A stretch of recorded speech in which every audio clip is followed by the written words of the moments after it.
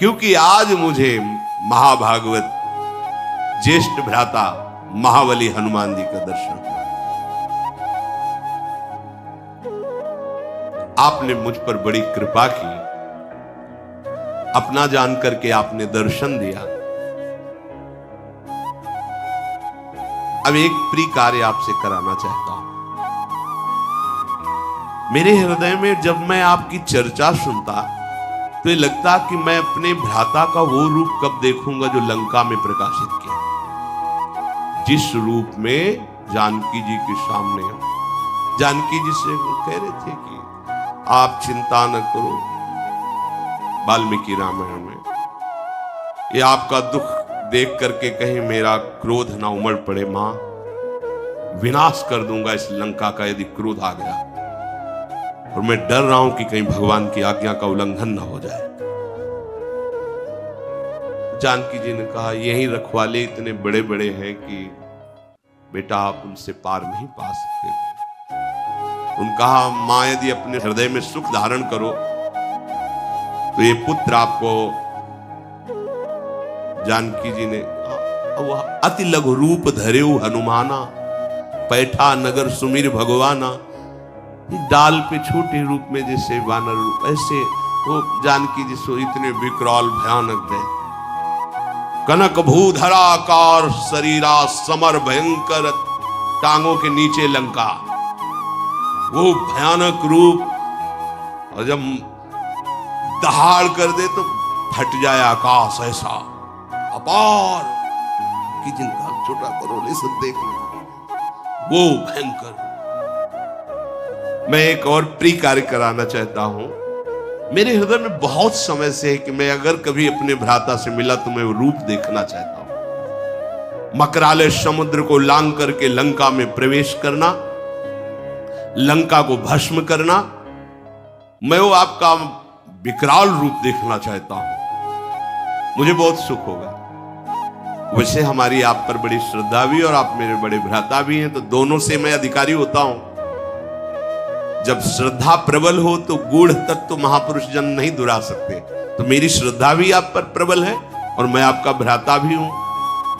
हनुमान जी हंस पड़े, कहा, भैया नहीं नहीं, उस रूप को तुम्हारे देखने की सामर्थ्य नहीं है। कोई भी त्रिभुवन में उस रूप को देखकर धैर्य धारण नहीं कर सकता। और फिर वो समय कुछ और था, अब समय कुछ और है। छोड़ो वो बात। देखो, युग धर्म का प्रभाव होता है। हनुमान जी महाराज ने कहा, वो त्रेता था, उस समय का प्रभाव कुछ अलग था। अब धीरे धीरे ये द्वापर का समापन होने जा रहा है, कलयुग आ रहा है, इसके प्रभाव से सब कुछ नष्ट हो जाएगा। अब वो मेरे में सामर्थ्य कहां कि मैं रूप दिखा सकूं इसे। तुम ऐसा जैसे वो कह रहे थे, मैं बूढ़ा हो गया हूं, कैसे उठूं, ऐसे ही छुपाना चाहते हैं कि काहे को भयभीत हो जाएंगे अभी देख के। पर्वत नदी वृक्ष सिद्ध देवता महर्षि, ये सभी युग धर्म का अनुसरण करते हैं। युग धर्म के अनुसार शरीर, बुद्धि, बल, साधना बल, इन सब में न्यून या अधिकता आती है, जैसा समय होता है उसके अनुसार। तुम मेरे उस रूप के देखने का आग्रह मत करो, क्योंकि मैं भी समय का ही अनुसरण करता हूं। अब वो समय नहीं रहा रूप दिखाने वाला। भीमसेन ने कहा, प्रभु आप ऐसा समय को क्यों इतना बलवान बता रहे हैं, आप तो सर्व सामर्थ्यशाली हैं। हनुमान जी ने कहा, तात, पहले सतयुग था, उस सतयुग में, उस समय में सबके अंदर धर्म था, इसीलिए उसका नाम कृतयुग पड़ा। सब धर्म युक्त आचरण करते थे, कोई एक भी नहीं था जिससे पापाचरण हो। मनुष्यों में सब धर्मात्मा थे और सब ध्यान परायण थे। सतयुग में प्रधान साधना ध्यान की थी। तदाकार वृत्ति प्रभु में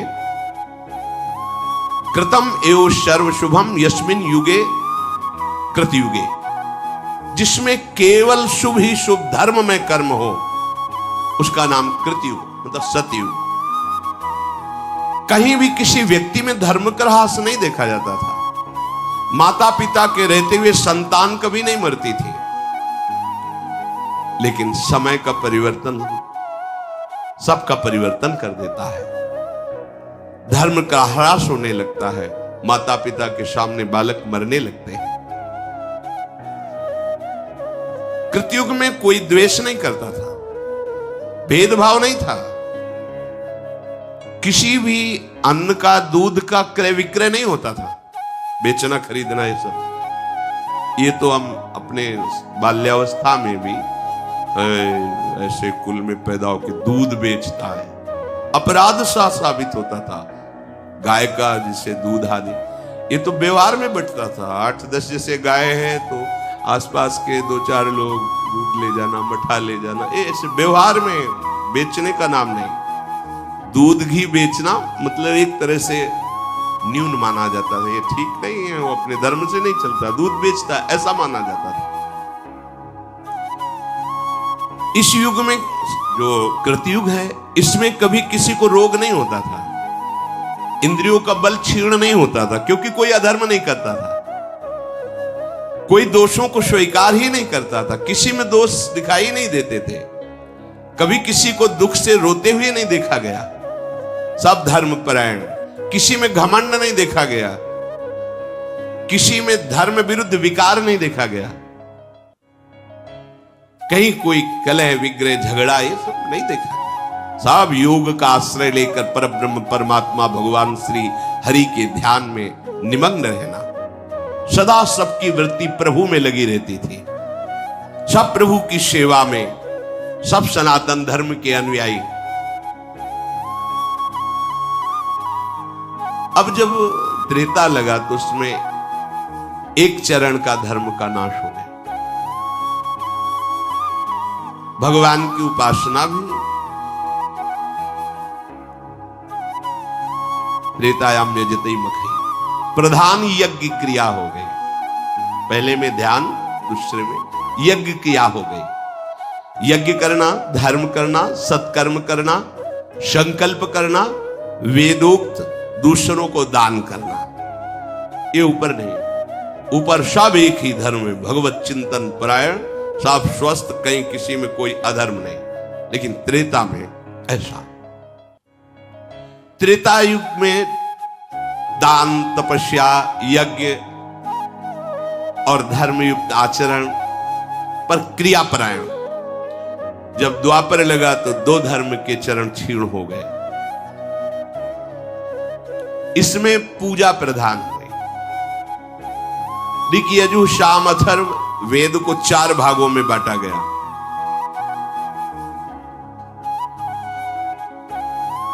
बुद्धि का, सात्विक बुद्धि का धीरे धीरे क्षय होने लगा, जो दिव्य निर्णय कमजोर होने लगा। सत्य से भ्रष्ट होने के कारण द्वापर में ही अनेक रोगों का प्रादुर्भाव हो गया।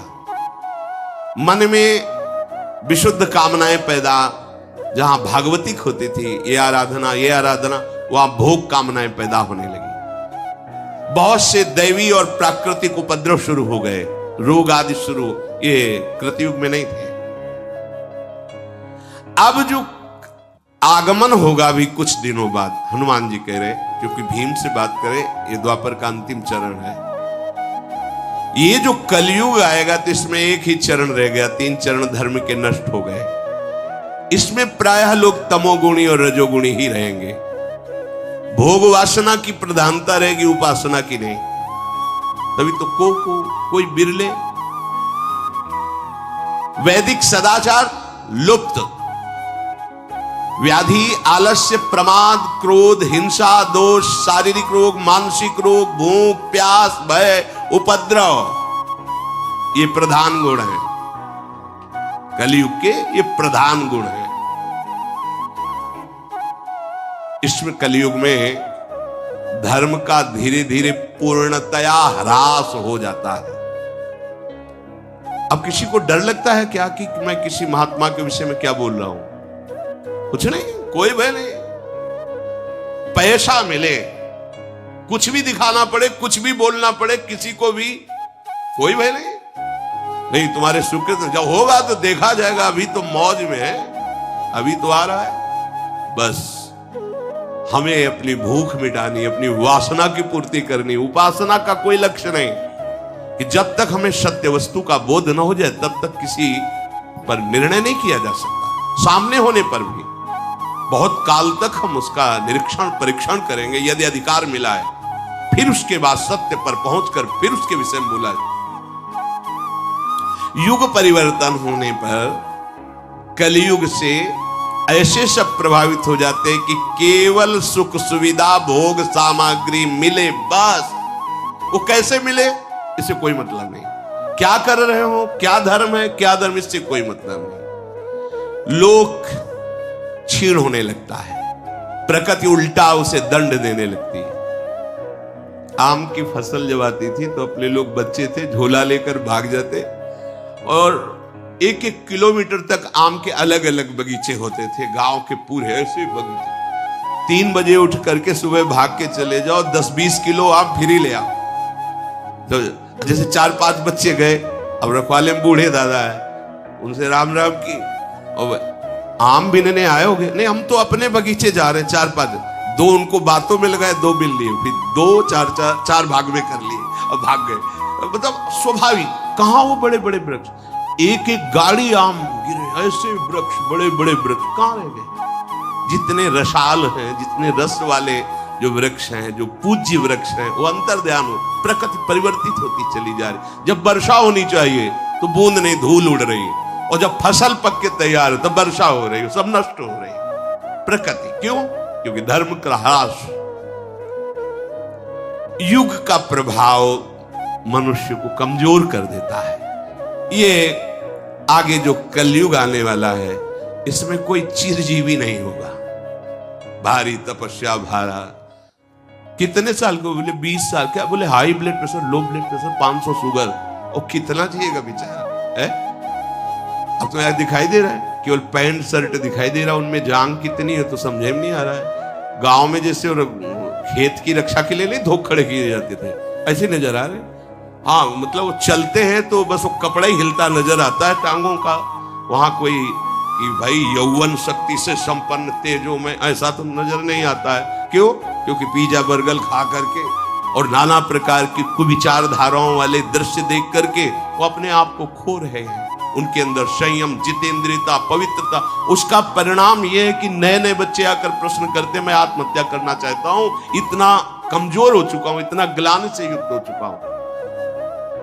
शास्त्र के द्वारा जब आप संयम से चलेंगे तो आपको दिखाई देगा कि आपका ये शरीर भी स्वस्थ है, आपकी मानसिकता भी स्वस्थ है, आपके विचार आपको प्रसन्न रखेंगे। जब अधर्म होगा तो सबसे बड़ा दंड जानते हो क्या मिलता है? विचार न्यून कर करके उससे नकारात्मक सोच में डाल दिया जाता है। यह पाप का फल है। विकार को जो हमारे हृदय में नाना, उनकी बढ़ोतरी, और विचार जो विकारों को दबाता है वो असमर्थ और निगेटिव चिंतन, निगेटिव। अगर पॉजिटिव चिंतन का भाव अंदर आ जाए तो बिना संपत्ति के आप सुखी रहेंगे। अगर निगेटिव चिंतन बना रहे तो दुनिया की संपत्ति है, पर नकारात्मक सोच वो तुम्हें मारे डाल रही, वो जलाए डाल रही। क्यों? क्योंकि धर्म नहीं है। आप प्रसन्न रहिए, आप देखिए, संतुष्टायन केनवा, आप एकदम खिले रहेंगे। भारी से भारी रोग में आप एकदम आनंदित रहेंगे, न शरीर में न बाहर कोई अव्यवस्था नहीं, और जल रहे हैं। क्यों? क्योंकि अधर्म आचरण हो रहा तो नकारात्मक सोच करके तुम्हें जला रही है। शत्रुदमन, अब तो हमारे पहले वाले रूप देखने की बात छोड़ दीजिए। भीमसेन ने कहा अब बहकाइए मत प्रभु, मैं बिना आपका वो रूप देखे संतुष्ट नहीं होऊंगा। आप कृपा करें और मेरे सामने वो रूप प्रकाशित करें।